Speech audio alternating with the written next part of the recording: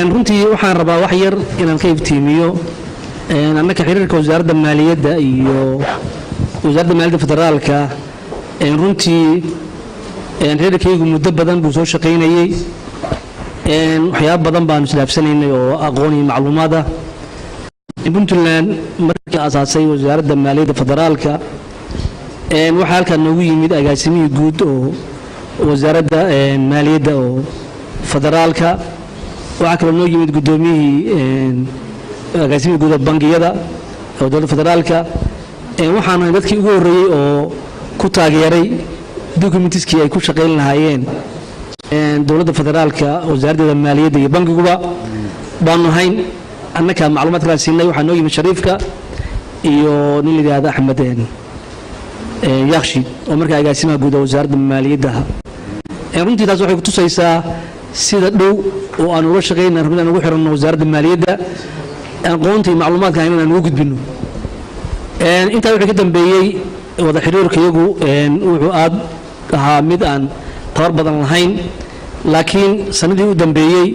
waxaan isku daynay inaan xiriir wanaagsan aan la yeelno wasaaradda maaliyadda oo federaalka intii uu wasiirka Mr. Beyle wasiirka iyaga iyo wasiir Beylena waxay isdhaafsadeen kulamo maartay wada hadal ah waxa kale oo jiray shir wasiirada wasaaradda maaliyadda ee dowlad goboleedyada iyo wasaaradda maaliyadda federaalka wasiirka wasaaradda maaliyadda federaalku ay yeesheen mar iyo ka badanba markaasna waxaa looga hadlayay sidii dhaqaalaha dowladda federaalka soo gaara ay ugu soo gudbin lahayd maamul goboleedyada iyo qaabka wax loo qaybsan lahaa runtii wasiirka wasaaradda maaliyadda federaalku wajh wanaag iyo niyad wanaag buu muujinayay mar walba laakiin waxyaabaha naga soo gaarahayay aad bay u yaraayeen markaan ka hadlo maanta culays waxaan saaraynaa oo keliya dhaqaalaha iyo waxyaabaha naga soo gaara dowladda federaalka xiriirka shaqo ahaan ma xumayn waxyaabo badan baa naga dhexeeyo aan ka wada shaqeynaa wasaaradda maaliyadda oo qaabilsan arrimaha World Bank oo waxyaabo badan ay naga dhexeeyaan oo shaqadeeda oo ku saabsan laakiin maanta maadaama shirku yahay maxaa dowladda Puntland iyo isku hayaan dowladda federaalku baa waxaan rabaa kaliya inaan muujiyo halka kan dhaqaale ahaan inaan ka hadlo wixii dowladda federaalka oo maaliyadda Soomaaliya ka soo gaaray wasaaradda maaliyaddu waa manbacii ay soo marayeen dhaqaalaha dowladda federaalku soo bixiso oo Puntland soo gaarsiinayso dhaqaalu meel kale ma marayo wuxuu soo maray wasaaradda maaliyadda waad maqlayseen wasiirka wasaaradda maaliyadda federaalka in uu lahaa waxaan u baahanahay uu soo dhigay baraha bulshada xisaab xir lacagii aan u gudbinay wasaaradaha maaliyadaha oo dowlad goboleedyada runtii marka waxaan rabnaa inaan halkaydu kula wadaago oo idin caddeeyo lacagaha noocaasa oo wasiirka wasaaradda maaliyadda codsanayay in xisaab la sameeyo oo na soo gaaraan naga soo gaaray iyo dhaqaalahaas leenahay dowladda maaliyadda federaalka waa soo gaareen waxaan kaloo idin rabaa inaan sheego in aanu xisaab xirkii wasiirka wasaaradda maaliyadda uu ka dalbaday baraha bulshada intuusan dalban ka hor aanu u gudbinay annagu wasaaradda maaliyadda laakiin si daro ma naqaan sababta ku dhacday inuu wasiirku sheegi waayo in Puntland soo gudbisay runtii xisaab xirkaas xisaab dhammaystiran buu ahaa lacagta naga soo gaareen lacag yar bay ahayd halkan baan ku sheegi doonaa haddii la yidhaahdo markii u dambaysan xisaab xirkaas waa lagu qanacay kabacdina waxaanu u gudubnay fayskii kale oo ahaa bal wixii dambe oo kale oo dowladda federaalka laga soo gaari lahaa si lagu soo gaari lahaayeen guud ahaan lacagahaan is leenahay dowladda federaalka waa soo galeen oo marka laga reebo kaabeesha dhaqaalaha waxaa jira lacag turkigu bixiyo bil walba oo $6 milyan lacagta waxaa loogu talagalay ciidamada arrintaas waxaa jira 2400 ciidan oo halkan dowladda federaalka ee halkan ka diyaarisay oo ciidamada maartay xoogga dalka loogu talagalay oo ay la waritahay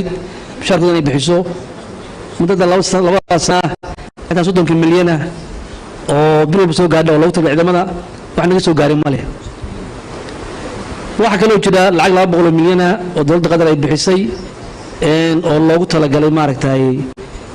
kab miisaaniyadeed iyo dowladda federaalka ay ku hormariso deegaanada baalkeen imaamulayso lacagta ayadana waxba naga soo gaarin 200 milyan waxa kale oo jira lacag deeq oo Sacuudiga bixiyay oo 50 milyan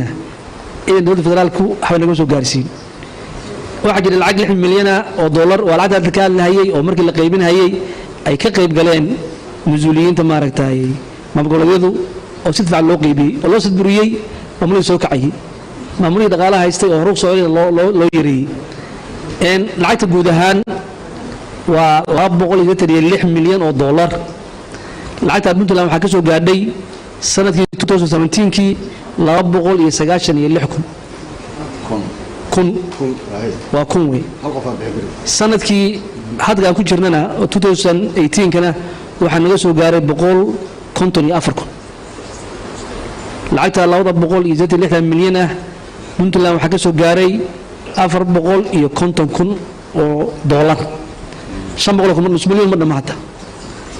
lacagtaas waa lacagta naga cusubna xisaabirka soo celino oo dawladdu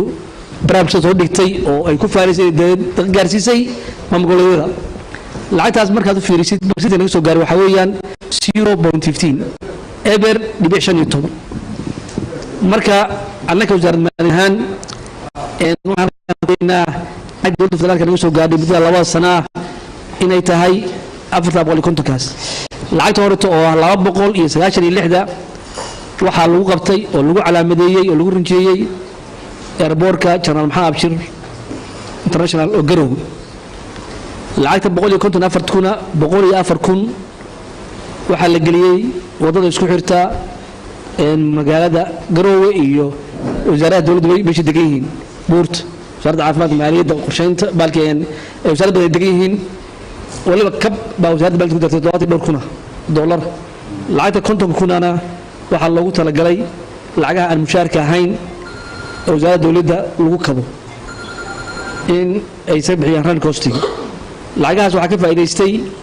wasaaradaha 9 wasaaradood iyo dhowr hay'adood oo puntland oo lacagtaas run costan loogu celiyey lacagtaas iyo xisaab xirkeediina waxaan u celinay dowladda federaalka lacagta naga soo gaartayna waa intaas